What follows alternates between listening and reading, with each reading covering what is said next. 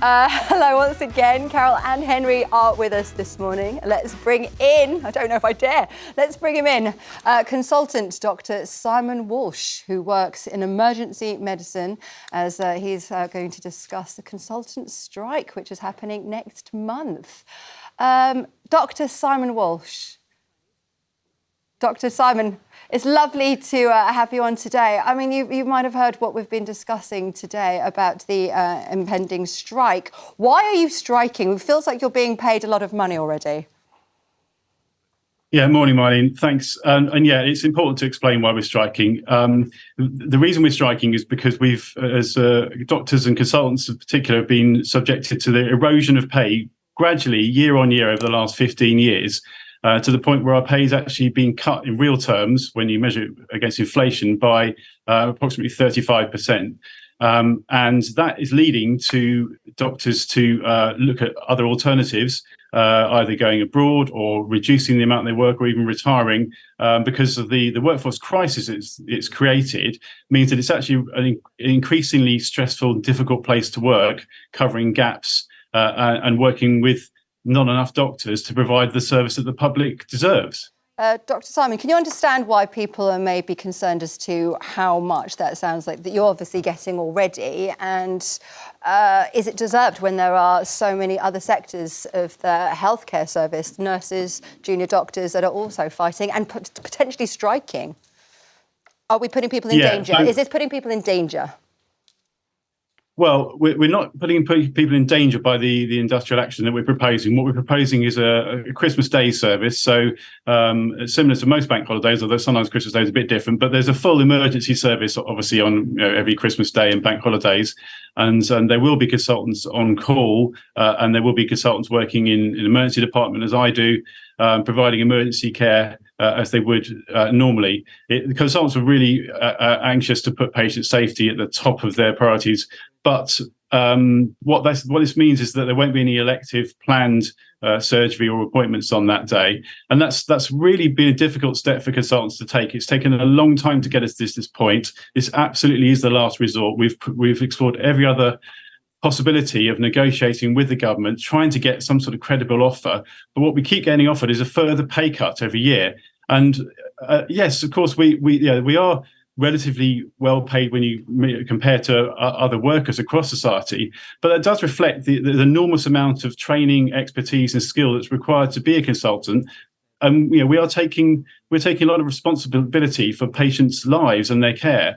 Carole, I'm going to bring you in here because of the erosion of pay. I'm listening to you now. You're saying, patient safety is your top priority. No, it isn't, because you're going on strike, and a lot of people who have waited months and months and months to get appointments and to get treatment are now not going to get it. You talk about you guys, you have a lot of training. Who pays for that training? Who pays for that training that you go to university for, and then your medical training? It's paid for by the country, by taxation largely. But also, you're saying, that your pay...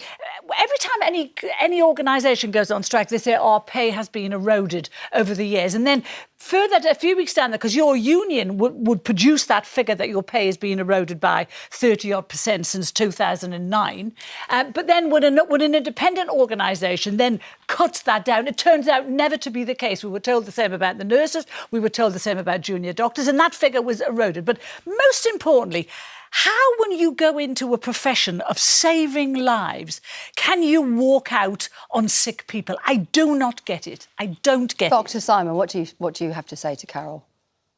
Yeah, well, first, just to pick up on the point of the training being paid for by taxation, that's just simply not true. That the students have enormous debts when they finish medical school, and there's enormous cost of training with continuing through our working lives. For training, though, the most important. You don't pay for training, though, do you? They might have debts. They might have debts.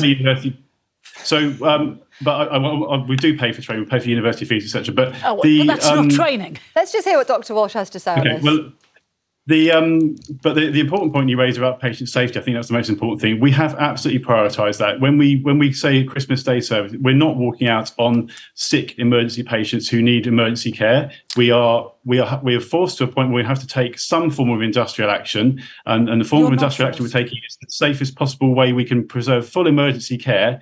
But there will be delays to people who have planned operations and appointments, Yes. as there are.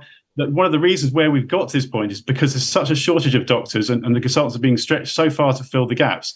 We've got enormous waiting lists already, and that's only going to get worse unless consultants take action to stop. Simon, the can I- work Are we giving by the people value going that off these country. consultants Okay. deserve? Yeah, Are we giving them their value? Simon, I want to ask you a question. I think one of the problems is that people are latching, like Carole, are latching on to the 35% headline figure and then adding it to 128,000 and think, for God's sake, this is ridiculous, plus 40,000 and all the other things, right? What do you think a more reasonable figure might be? Because I suspect you're not going to get the 35%. Nobody is. So what do you think a lot of your colleagues would probably settle on realistically? We haven't asked for a 35% pay rise. We've simply highlighted that our pay has been cut in real terms against inflation by 35% over the 15 years. What we've asked for this year is to simply stop further cutting our pay. So not to have pay that's further, pay award that's again falling against inflation. The other important thing we've asked is for the pay review body, which is supposed to be independent, and their whole role is to stop what's happened to us happening by making sure that our pay does keep in track with the cost of living.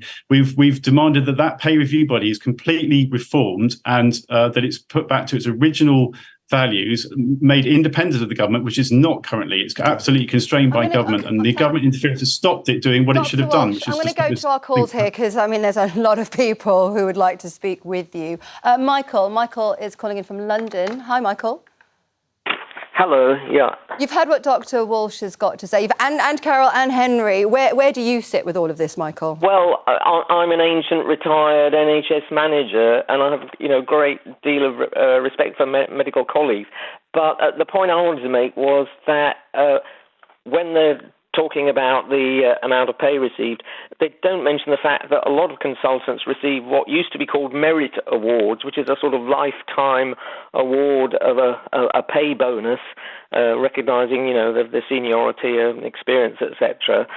Also, medical staff in the NHS get a much more generous employer's contribution to their pension schemes than NHS staff generally. In my day, it used to be about 9% for ordinary staff and about 14% for doctors. Now I believe it's over 20% for doctors. So I'm simply saying that all that sort of thing should be taken into account when you're looking at their pay compared with other groups. Dr. Simon Walsh, are you taking that into account? We've got Michael here who's got an internal view of what's going on within the NHS and with what consultants are getting. Yeah, so he mentioned merit awards, or now called clinical excellence awards. Only 1% of consultants hold national clinical excellence awards, or those are the higher value ones. And the pension contribution from the employer has risen, as he quite correctly says, to 20%. The way the pension works, though, that doesn't actually increase the value of our pension. So it's a quite, and I certainly wouldn't be able to explain it in the time we've got, but it simply doesn't mean that our pension is larger. And the way that Simon, that's not true. Simon, that is not true, because the government passed new laws this year that said that you were able to put more into your pension scheme before you started to be taxed. It used to be £1 million before you paid the extra tax. They've now changed that largely to keep you guys in the profession.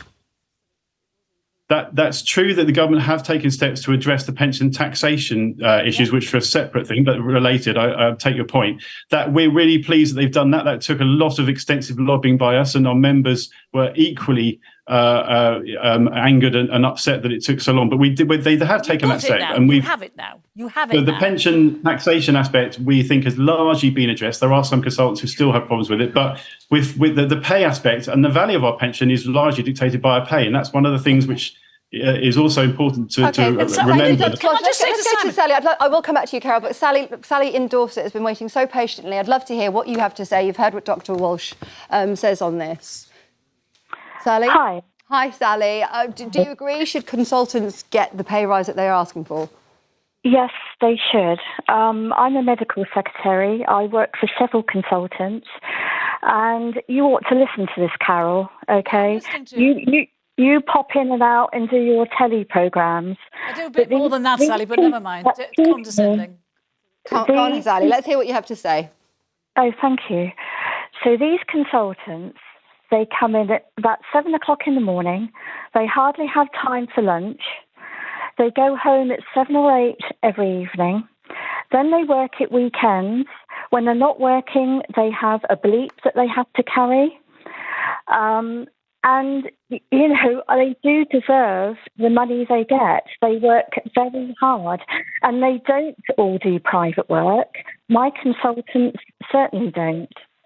Can I just say, Sally, as well, completely condescending of you just now to me, suggesting I pop in to do a TV show every now and then. I'm fully employed as a journalist, so that's really condescending. Let's just keep it here on consultants. However, what I wanted to ask Simon was, Simon, you would agree that a large majority of consultants do private work as well? Carole, I'm going to have to jump in here because this could, as we all know, go on, and it is going to, I dare say. I'd like to say thank you to Sally as well for calling, and of course to Dr. Walsh